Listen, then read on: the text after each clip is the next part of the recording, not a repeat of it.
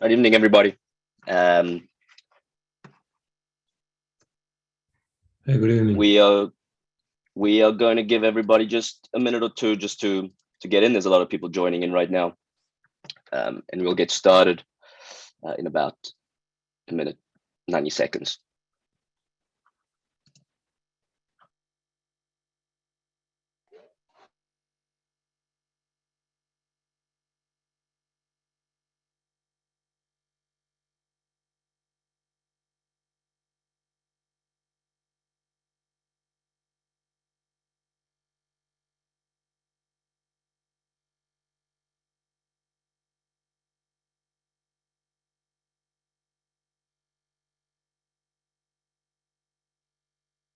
Save people. Well, he responded.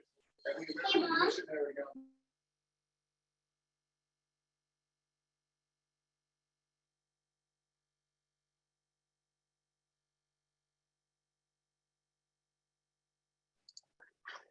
Okay, evening, everybody. Let's get going. Yeah, I want to be wary of your time, and we all have young kids, so I'll try and make this as quick, and hopefully it's not as tedious as our other presentations we put on this week for all of you. Hopefully you learn something new. This might be a little bit different than what's been done before, and I will go through some of the reasons for that. But obviously I'm a new face doing this from what you are used to. So my name is Darren Patricio, and I am I'm Darren Patricio, but I apologize if I keep looking to my right over here. I'm just people are coming in as we're talking, so just bear with me for a little bit while I get everybody in here. But like I said, I'm Darren Patricio, the Director of Player Development. Dan Rabin, as most of you know, was in this position for a long time, and he has recently relocated with his family to Los Angeles. So I'm excited to take over. I was part of the Minis and Rec 1 program for a long time, so I know a lot of names, and hopefully you know me, and hopefully we all get to know each other a little bit more, so I can provide you with the support that you need on and off the field, away from all the rosters and all the admin work. So today's presentation is going to be about game preparation and how we work on the travel side as part of our framework that we put together for our coaches, what some of the expectations are from an on-field point of view. And this is just to make your lives a little bit easier, because I think as a club, we give a great amount of resources to the on-field portion for your sessions during the week, but sometimes we lack a little bit of that support for you on the weekend because of how big our program is, and how thinly spread we can be at times as a staff. So hopefully this is a little bit of help for you, and it gives you a little insight into the framework of our club and everything that we go through. So there's 3 parts to the presentation and to our club framework. Philosophy and approach, which is all the good stuff that you've already been told this week, part of our motto and developing champions for life and things like that, the club pathway, and then we will go on to our style of play, what we're looking for players, and principal formations. I'll take my phone. You wouldn't mind muting yourself, everybody, just so we can get through this, and then I will answer any questions at the end of the presentation. So first, the philosophy and approach. This is a club-wide philosophy and approach that we put on for our players. So we know our mission statement is developing champions for life, and the mission of our club is to develop soccer players, coaches, and teams of strong character, committed to achievement on the field, at home, and in the community. And that doesn't matter whether you're in the rec program or part of our travel program, from whether you're on our grey team or one of our ECNL teams at the higher level.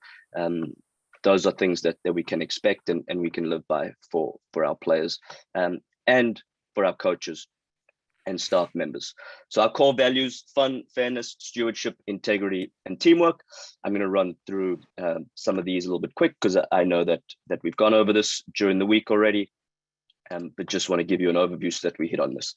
So the active ingredients for our approach to this framework: right? Growth mindset. That means players that want to get better, coaches that want to get better, a resilient spirit. Doesn't matter what happens, right? We're always bouncing back and trying to get a little bit better every day.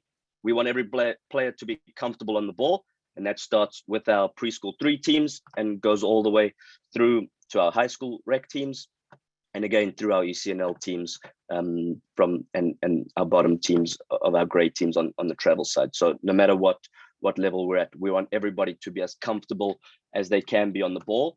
And our training sessions that we provide to you as our rec coaches, and the training sessions that we put on for our travel coaches, all have the same components to it.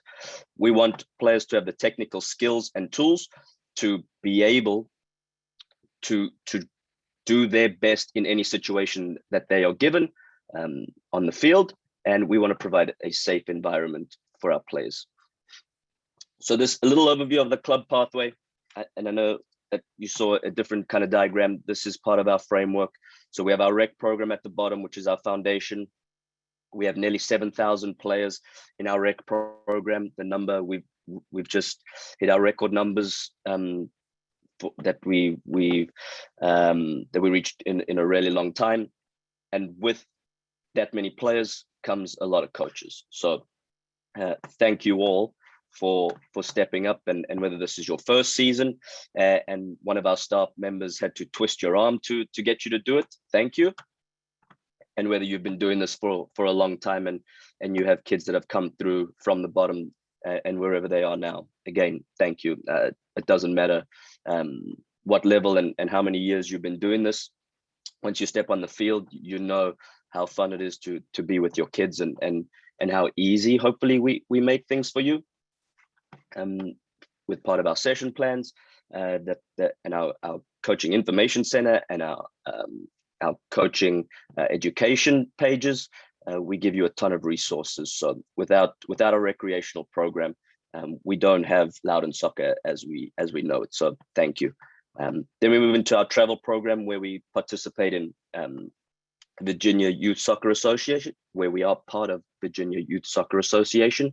So we play in President's Cup and State Cup games, ECNL Regional League and NCSL, and then our elite programs, where our U13s and above play in ECNL, and our U12s currently play in EDP, both on the girls and the boys side. So here's part of our framework and the growth phases in which we are in. So as you can see, no matter what area you're in, there is a different, the focuses remain very similar, but there are additions. So if you are in our youngest groups with our preschool, pre-K and kindergarten and Rec 1, we're working on technique only. So it's motor skills, comfortable on the ball, and giving you the tools and those players the tools to be the best player they can be comfortable in any situation, with or without the ball. And as we go through, we add in technique and awareness. As we move into the learning phase and the developing phase, we add in communication as well. So it is nothing. Those aren't words that you aren't familiar with. They mean the exact same thing, whether you are new to soccer and you have no idea what you're doing, or whether you are experienced and been with us for a long time. They are simple, and as we move up the focus area, we move into basic small group team and advanced small group team tactics. So it just, the numbers go up as the ages get older, and that's what our training sessions and the focus is on in the session plans that we provide you.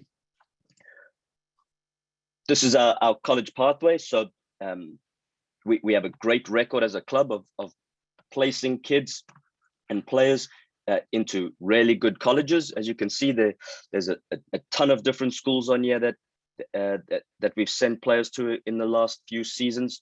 in the last few years, and we will continue to do that again this year. We're sending players to Virginia Tech and really good JMU, really good soccer schools around Virginia, but also some outside of the state. So we have a great track record and something that we are really proud of as a club. And here's just a graph of the technical staff and the resources that you have in place for you based on the age group that you're in. So I am your first point of contact for everything on the field that you need help with from the recreational point of view. But we have John O'Hara as our director of coaching. We then have 5 coaches underneath him, helping him within different age groups. So Royce Brody is our U9s and 10s, which is our Challenge 1 players and our Rec 2 players that are in more 3rd and 4th grade. We have Nicole Brody and Chris Pruden, who are with the U11s and 12s. So that is the next 2 grades up. We have Dean McAlpin and Rayanne Taylor, who are with the high school ages. And then as you can see, Chris Pruden is involved with all of our U12 and under groups as well. So that's he helps with the U8 Academy setup with the U9s and 10s with Coach Royce and Nicole as well on the girls' side. So he provides me with a ton of support. And all of these coaches, we do want to spend more time on the field watching your games so that we can provide some in-game support for you if needed. And there will be weeks and days when all of us will be able to be on the field, and there'll be some days when only a few of us will be able to be on the field.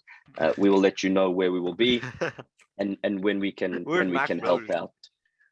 When we can help out if you need it. If you don't need the help, again, that's completely fine as well.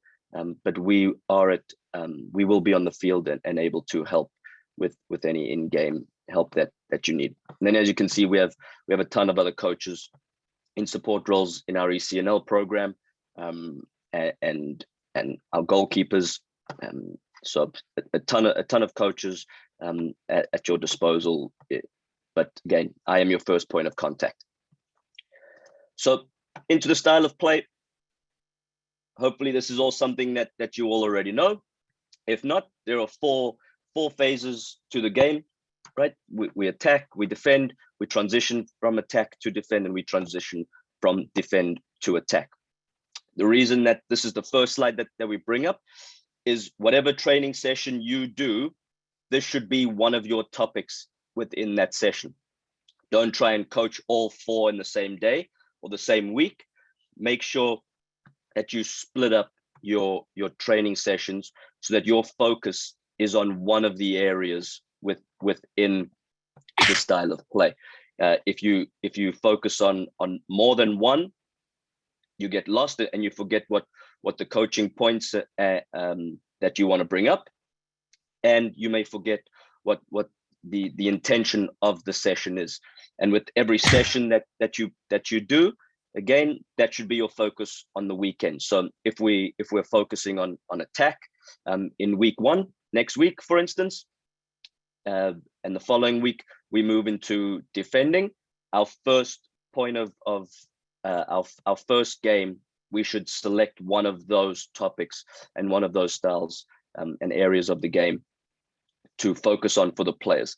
Too much information coming in to them, that they might not understand what they're being asked to might not understand what they're being asked to do. Sorry, I've done a lot of presentations this week and I'm not feeling great right now. So it just keeps the players focused and what their intention is for every week. Macabrody.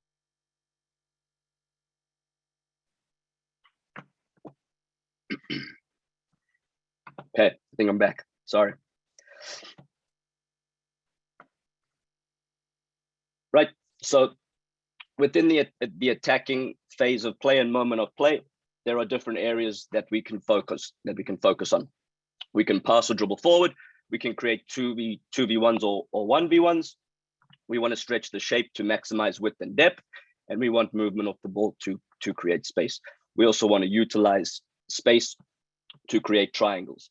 Again, if you're focusing on attacking in your week session or your day session, select one of these as your main focus.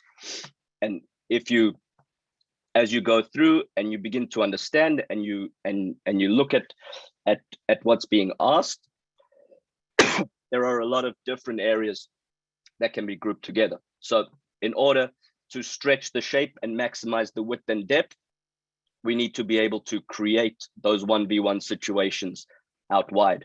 If we want movement of the ball to create space, we can then pass or dribble forward or into the space. So a lot of them can be grouped together, but whatever you are coaching and whatever the topic is for the week that we provide you, make sure that your focus is on one, but you don't forget about some of the others as well.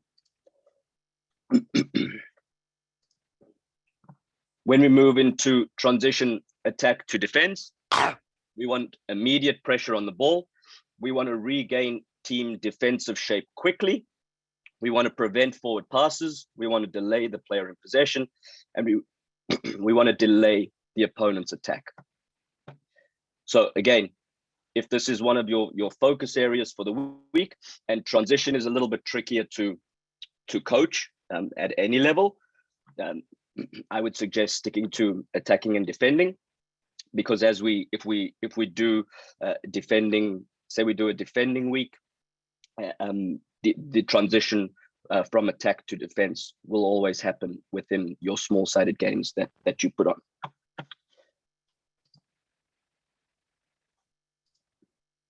So within our defending moment of play, we want to win the ball back as quickly as possible. We want to make and keep the field compact, meaning we want players to stay as close together, especially in the middle of the field. We want to pressure the player with the ball and provide cover and balance. We want to provide cover and delay the opponent's attack. And we want to defend our defensive line to move as a unit. So sometimes, or most times, when we come out and watch a rec game, we have the defenders standing on the edge of the box, waiting for the game to come to them. Waiting for the game to come to them, but we want to keep and make the field compact, and we want everybody to move in a line together. The defensive line doesn't just mean the back four or the back three, however you decide to play, and there'll be some shapes at some structures at the end here that I'll show you. When we don't have the ball, everybody is a collective unit, and we want everybody to move together. The smaller the spaces are that we can create for the other team, the more difficult it is for them to create 2v1s and 1v1s and spaces to put us under pressure. So we want everybody to move together to create small spaces and make the lines, the windows between two players as small as possible. And then as we move into transition defense to attack, we want to pass or dribble forward as a group. We want to keep the ball when you can't play forward. We want to give support to teammates with the ball. We want to make the field as big as possible by creating passing lanes, and we want to encourage player movement ahead of the ball. Right, so that's a lot. Again, this will all happen within your attacking sessions. So there will be times when we give the ball away. We need to win the ball back as quick as possible, and then we can transition into attack. So in here, again, this is just about creating space. We want to make the field as small as possible when we don't have the ball, and we want to make the field as big as possible when we do have the ball. Now, I know in most of your teams, there are limitations to what the players can do, whether it's by passing or dribbling. But if they start to understand the different scenarios that are given to them in the practice sessions, hopefully then in the games, they become more comfortable to do things that are being asked of them by creating space when we have the ball or limiting the space. And again, that goes back to one of our first core principles for our entire club is that to make players comfortable on the ball and giving them the tools to be able to manipulate the game as best that they can. So just breaking it down even further, team's possession. So that's when we have the ball, we want to build up. That means how do we get the ball from the front or from the back to the front as easily as possible, not necessarily as quickly as possible. So that means we want to encourage creativity. We want quick tempo and possession, and we want to create overloads or 1v1 situations. So when the goalkeeper has the ball, for instance, and we want to play out from a goal kick, can we play short? The other team wants to put you under pressure as quick as possible. How do we create overloads or create isolated situations? And these are all things that we can practice during the week. We want to encourage creativity, and again, quick tempo. The slower we play closer to our goal, the more pressure we get put under, and we want to be able to move forward. So if we can play quickly, either with a pass or a dribble, or the movement of one of our players without the ball, this will create spaces between the opposition, which then allows us to go forward. We want to create chances, of course.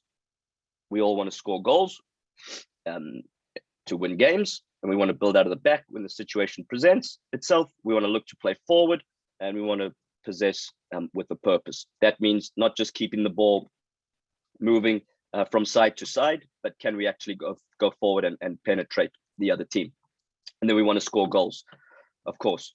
Again, within your training session, focus on one of these areas. So we have the ball, we're working on our attacking play. Let's work on one thing at a time. Let's build up. We don't necessarily want to build up so that we can create chances. Of course we want to build up to create chances. That's the end goal. But there's got to be a purpose to the build up. Do we want to get to midfield? Do we want to get to a certain area on the field, so that we can then create isolated situations to create those chances and we can score goals? Again, not most of you won't get a full field to be able to go from front to back. So a lot of small-sided games are the way to go. So we can do, say, building up. You can take your goalkeeper, your center back, your right back, your right midfielder, and a center midfielder, and those five can work together against, say, three. So it's 3 against 5. And how do we possess the ball and play with a purpose? And then we just rotate players in, balls dead, or we get to we achieve our goal by getting the ball to the halfway line, or if you have small goals, pug goals, something like that, great, you can add those in. But create small-sided games so that there's quick repetition, there's more touches on the ball, and obviously the more touches on the ball and the less players that are in the game means that there's more opportunity to get on the ball, and again, feel comfortable on the ball. If we keep playing big-sided 9v9, 10v10 games, there's only one ball. That means 19 players aren't getting a touch on the ball for a certain period of time. So small-sided games, so that we can, and small-sided games could be anything: 2v1s, 2v2s, 3v2s, 4v3s, so on. Use your imagination. I can tell you, for my training sessions, I do a very similar training session every single day. I just manipulate the numbers with the players, and that's at U9. So those are kids just starting travel soccer, and we do lots of small games. We start off with maybe a 3v3 game, and then we work our way up to different numbers. This week, it's 2v2s, about opening up your hips and taking a touch forward. That's all. So there's no focus on how many goals we score or how many opportunities we even create. The only thing that was being coached for the last 2 weeks to these players is one player passes the ball in to our striker, and his touch needs to go forward. So that's the focus for the week. Again, I've got goals that I've set up. So there is an end game, because I need to keep the 8 and 9 years old So I need to keep their minds ticking, and that there is something to achieve. But they get excited about the goal, whereas I get excited about the touch. And that's our build-up play. So that's our focus for this week. Okay, use your imagination with how you can do it. You don't have to come up with 9 different training sessions for each week. Come up with 2 or 3 activities or training sessions that you like, and do them over and over again. Repetition makes players better. Whereas if you keep doing something new, then you spend more time talking and explaining it to the players, and then we're losing touches on the ball. When the other team has the ball, the opponent's possession, there are 2 general topics and then 1 main topic. So first general topic, deny penetrating passes, passing lanes between our lines. That just means, again, the space between 2 players. Can we keep it as small as possible as we lose the ball or as we don't have possession? We want to deny goal scoring chances. Obviously, the more goal scoring chances the other team gets, the more goals they're probably going to score. So we want to deny that as quick as we can. We want to press the ball to win it back. That means we want to put pressure on the ball at high speed as quick as we can. We want to force the ball into predictable areas. That means, can we get the ball? Can we force them to play it wide and use the touchline as our friend? When you defend, you have 15 players on the field. If you play 11v11, you have your 11 that are on the field. You have the 2 sidelines and the 2 end lines. Use them to your advantage, so you can create 2v1s against the opponent. And be aggressive when we're trying to win the ball. That doesn't mean going in like a crazy kid.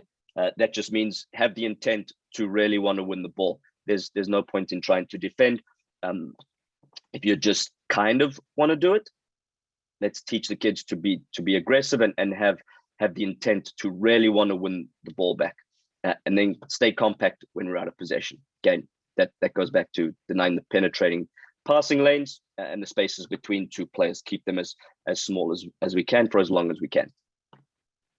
Okay, here's just a sample session plan that you'll all see in the coaching education page of the website. Again, if you haven't received links to this, go into the about section and scroll down to coaches. There's a ton of useful information. Otherwise, send me or Karen Corp or Mac an email, and we can point you in the right direction. But this is what everybody's session plan looks like. This is the session that I put on that I mentioned this week with the players. So we start off with the 3v3, set up as many fields. In my U9s, I had this was our U8 Academy session, actually. So each group was about 10 players. So we set up 2 fields. We play 3v3 or 2v2. We have a little ball manipulation. So that's where we make players comfortable with the ball. And then we play 2v1 to 4 corner goals. If you have goals, great. If you don't have goals, use cones, right? A little dribbling, a little passing through the cones. Use your imagination to what the players can do. But this is what all the session plans will look like inside on our website and in the coaching education page. So everything's laid out for you. You can scratch things out. Again, there's a ton of information on here. Pick a couple things that you want to coach and that you want to focus on, but focus on the guided questions if there are any in there. So that way you're asking questions of the players, seeing if they're understanding what you're asking of them. And if they're understanding what you're asking of them, then they're probably starting to feel more comfortable within the session and within the activity, which then leads to more success in whatever we're coaching.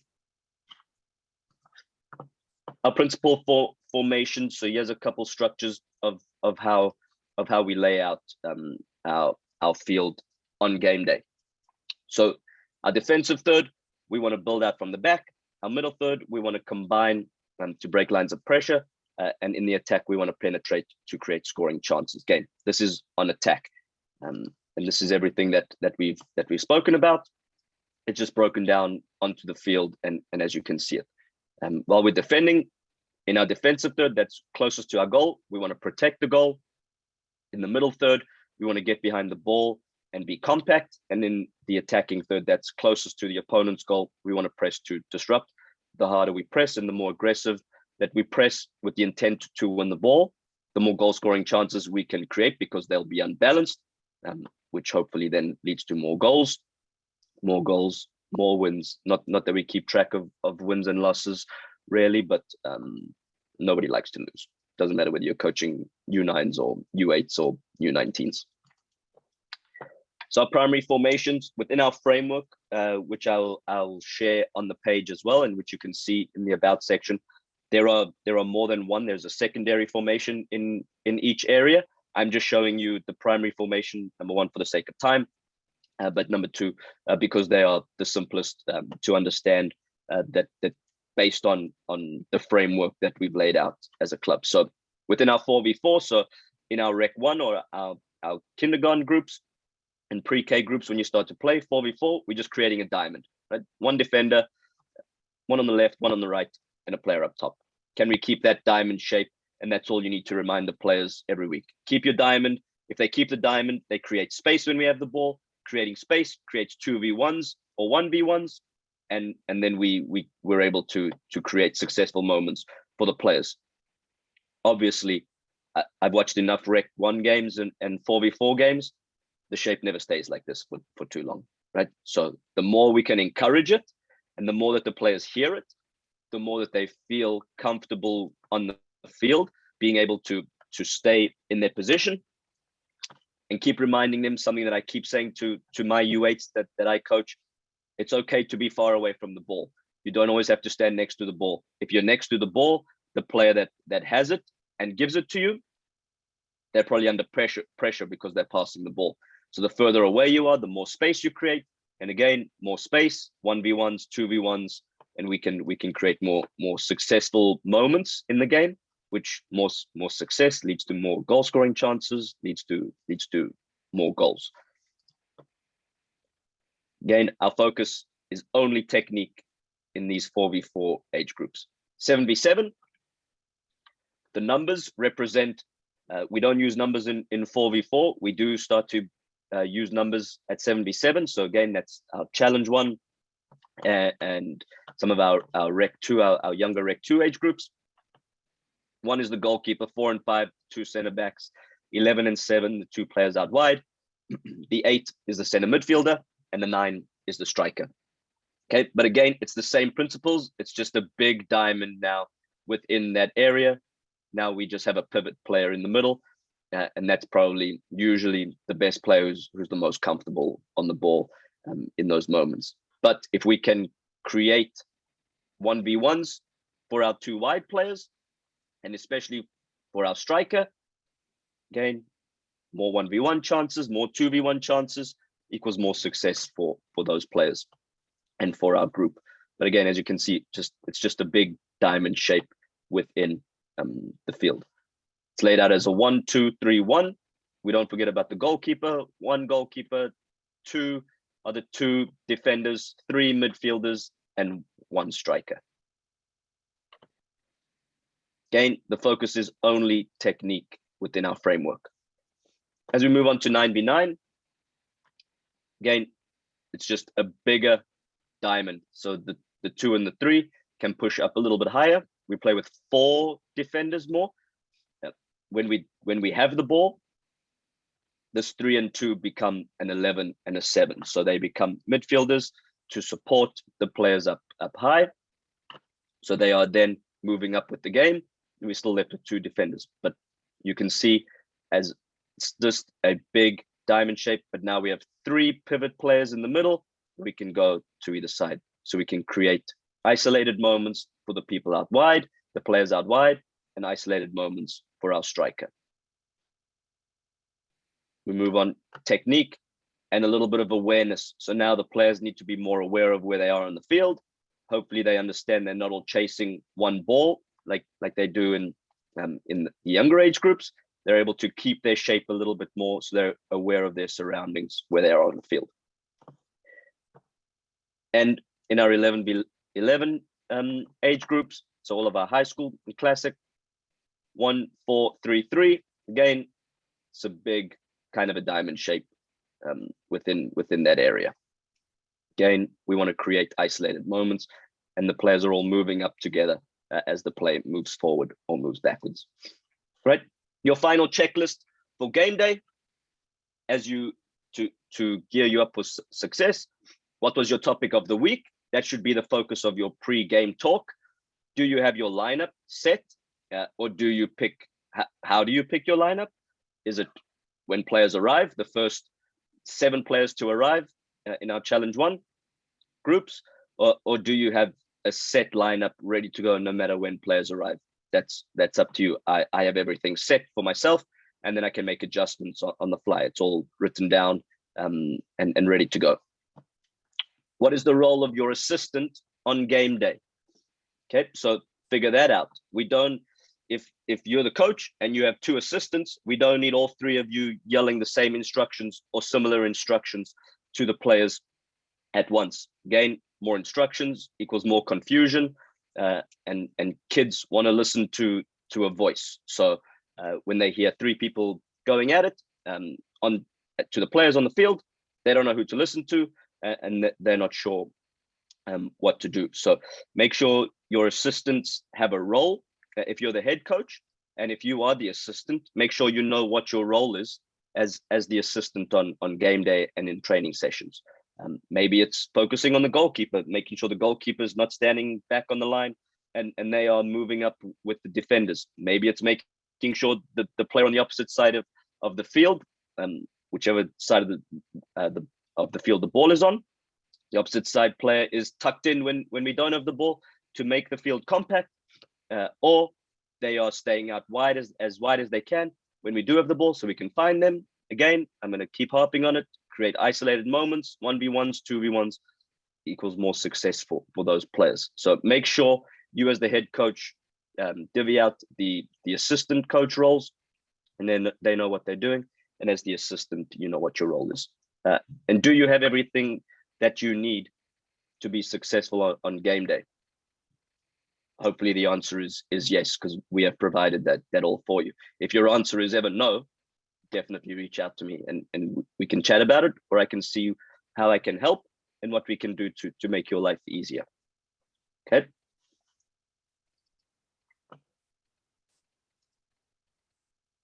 Right. So again, on behalf of our club, seriously, thank you. I don't think we get the opportunity to say it often enough to all of you. And there's only 103 of you on here. We have over 600 volunteer rec coaches within our program, just head coaches. So we have over 600 teams. So tons of assistant coaches as well. So thank you. We really do mean it, and I hope I get to meet most of you. I'm sure I won't get to meet all 600 plus head coaches and all their assistants this season, but I hope I do get to meet you all on Saturday. I'll be out there. I'll be on the field. I'll be helping out with the equipment distribution as well. But my role will be on the field on Saturday. So thank you. Right. Hopefully that wasn't too much of an overload for you. It just gives you a little bit of an insight to what we do as a club and what we provide. So I'll open it up. We've got about 20 minutes for some questions. Hopefully they're related to this, but if there's anything else that you need to talk through and need an answer to, let me know. Fire away. Hey, Darren. This is Chris. How are you? Good, and you? Good. Thanks for putting this together. Can you talk a little bit about how the shapes change? I've got a 5th grade team in the transition periods. I see the base formats that or the base shapes that you got in some of the materials. And I know in attack they expand and grow, and in defending they compress. But is it boxing in more, or are you keeping the shape and it's just more compressed? So we want to keep the shape as best as we can. We always want to create isolated moments for our 2 outside players. So our first point of or our first position that we put on the field are the outside players, and then you can kind of fill in the gaps as the players get older. So remind me, what are you in challenge? Are you in 7v7 and 9v9? Rec 2 fifth, and then I've got a Rec 1 team. Okay, yep. So with the Rec 1 team, the 4v4, just create that big diamond, and then within the 7v7 formation, we're throwing in a goalkeeper, we're throwing in another defender, and we're putting a player in the middle of the diamond to create that pivot. And again, like I mentioned, that's normally the better player who can do things that maybe some of the others can't. Dribble a little bit better, pass a little bit better. But yeah, it's getting that from that first 4v4 diamond shape and just kind of plugging players in wherever you see fit, and wherever they're able to succeed in those isolated moments. So those 1v1s, 2v1 moments. It sounds like the outside of the shape is what's important, and then there's some flexibility inside the shape. Yep. And on defense, so the tip of the diamond, the striker is going to come back, around midfield, maybe a little bit further back in, kind of deal. So in your 4v4 setup, the Rec 1 setup, everybody will start at midfield. Yep. So that's just the starting point. There'll be build out lines for the other age group. So it's kind of halfway between the edge of the box, the edge of the 18-yard box, and the halfway line. So the players will all start there. You don't need to move back all the way to the halfway line, unless it's agreed upon by the two coaches or the ref can't see the build out line or whatever reason. But we want to put as much pressure on the defending team or on the attacking team closest to their goal.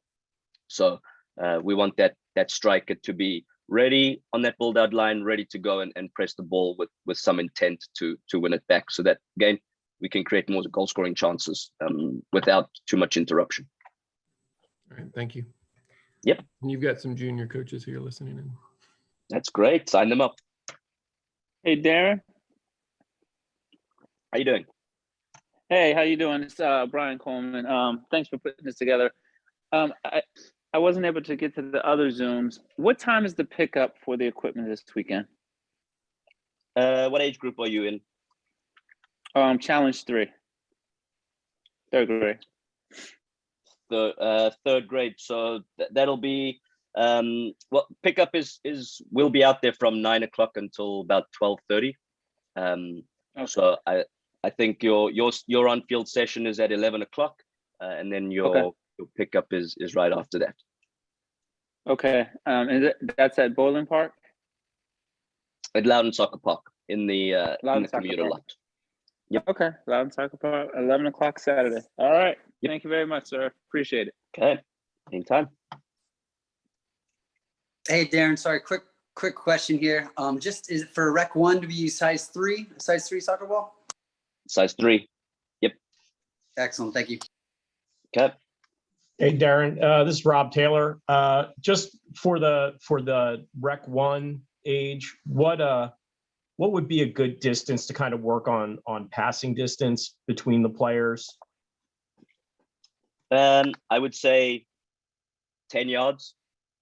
If you're doing an isolated passing situation, so which we want to try and keep it in game and in game realistic. So about 10 yards. So say it's about a quarter of the way down the field. Say measure from the goal halfway in the half that you'll be training on. But I think 10 yards is a good distance. It allows it will allow the players to understand that diamond shape, and it will hopefully encourage the players to make longer passes, so that the players keep that shape, and not everyone's chasing the ball. Again, everybody wants to be as close to the ball. Keep reminding them that it's okay to stay away from the ball. So 10 yards, I'd say. Perfect. Thank you.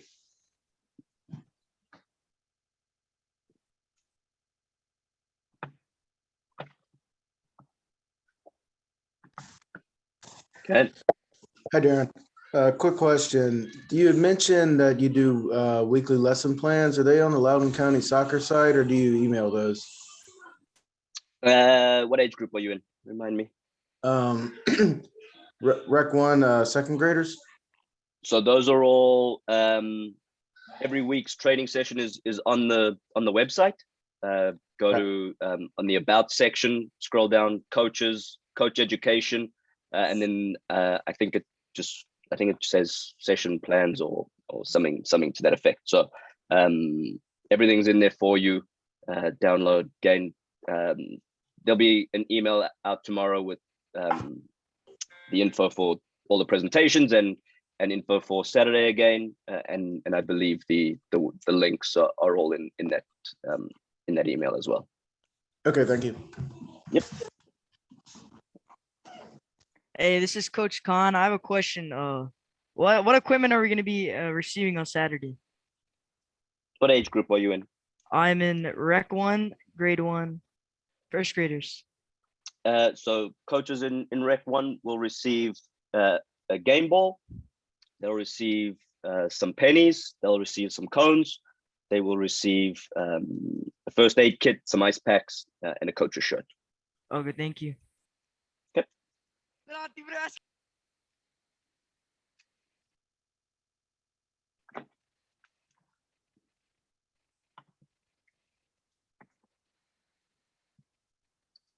Okay. Anyone else?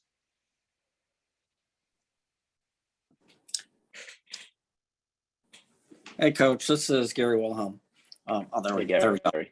I coach high school boys. And I just want to know if you had any thoughts about practice events I could do to encourage my boys to be more responsive to playing the ball wide and then striking back in. So like a crossing finishing type exercise? Yeah, because in high school rec, they all just want to take it right down the middle, right through the teeth of the defense because they're boys. Yep. So I mean, the simplest way to do it is just mark off a kind of a lane on either side of the field. Put no defenders in there. That player is free to run up and down, and hopefully the players begin to pass the ball out wide because there's a free man out there. So that's the simplest. Obviously, there's a ton of extra stuff, and I can look into sending you a couple things that we use, but that's the easiest. Okay. Don't need any. You need just a couple cones, lay it out, and it's easy to understand no matter what level you're playing at. Okay, so probably something like 5v3, playing 5 offensive and 3 defender in that. Yep. So 3v3 in the middle, and then they've got their two wide guys who are open to play. All right, thank you. Yep. I've got a question, Darren. What's a good passing distance for Rec 1, Grade 1 boys? I would say 10 yards a game. That's a good starting point to see, to gauge where the players are at and what the ability is of each player, and then you can obviously you can adjust based on of the level of players. But 10 yards is a good starting point for most things. Also, are there throw-ins? No, it's all kick-ins. All right, thank you, man. Okay. Coach, this is Obi, coach for head coach for Rec 1 kindergarten.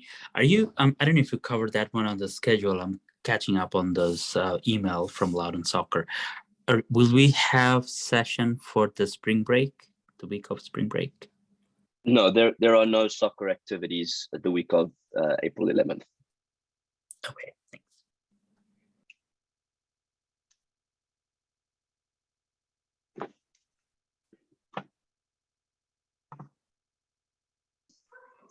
Hi, Coach. Maron here. Quick question. I'm coaching a 9th grade team. I just wanted to know what time I have to be at the park on Saturday. I believe that session is at 12 o'clock, and equipment pickup is at 11:30. I appreciate it. Thank you very much. Yep.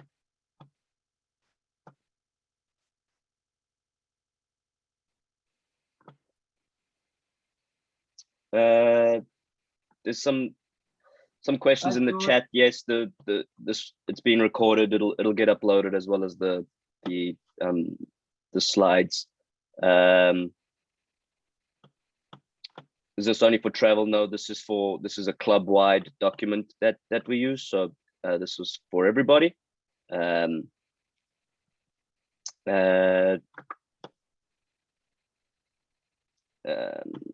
you have a couple slides?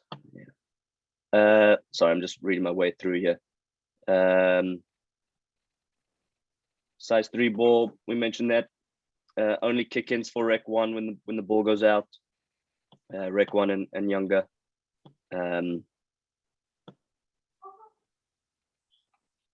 What is the on-field thing before the pickup on Saturday?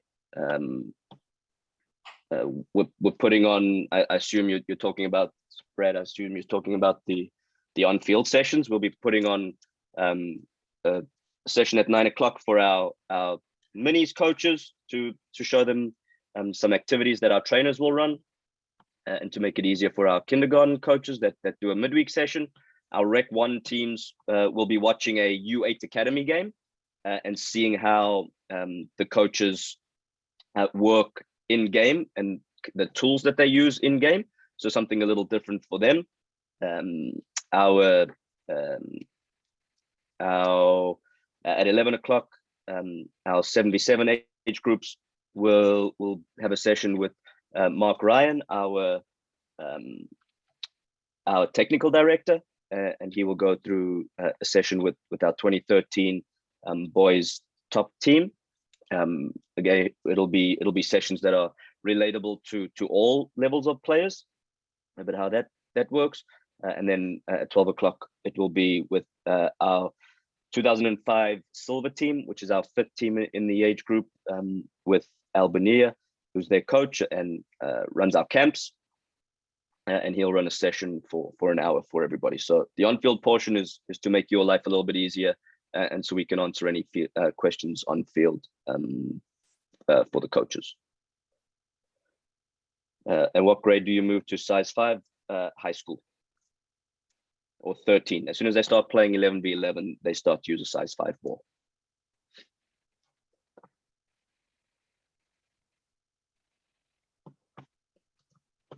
Right, any other questions?